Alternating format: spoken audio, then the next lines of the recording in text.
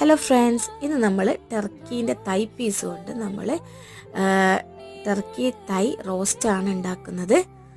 റോസ്റ്റാക്കാൻ വേണ്ടിയിട്ട് ഞാൻ ആവശ്യത്തിന് ഉള്ളി കട്ട് ചെയ്തെടുത്തിട്ടുണ്ട്.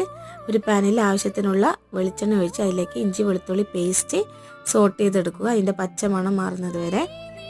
അതിനുശേഷം അതിലേക്ക് ഉള്ളി ആഡ് ചെയ്ത് അതൊന്ന് വാടി വരുമ്പോൾ നമുക്ക് ആവശ്യമുള്ള കറിപ്പൊടികൾ യൂസ് ചെയ്യാൻ ഞാൻ നാടൻ കറിപ്പൊടികളാണ് യൂസ് ചെയ്തിട്ടുള്ളത്. അതിൻ്റെ പച്ചമണം മാറുമ്പോഴേക്കും അതിലേക്ക് ഒരു തക്കാളി കട്ട് ചെയ്തിട്ട് ഇട്ടെടുത്ത് നന്നായി റോസ്റ്റ് ചെയ്തെടുക്കുന്നുണ്ട്.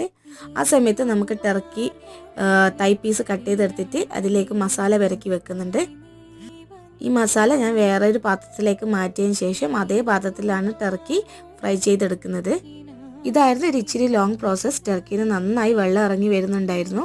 അത് നന്നായി ഫ്രൈ ചെയ്തതിന് ശേഷം നമ്മൾ ഉണ്ടാക്കി വെച്ച മസാലയും മല്ലിയിലയും കൂടി മിക്സാക്കി നമ്മൾ ടർക്കി റോസ്റ്റ് റെഡിയായി. Bye bye.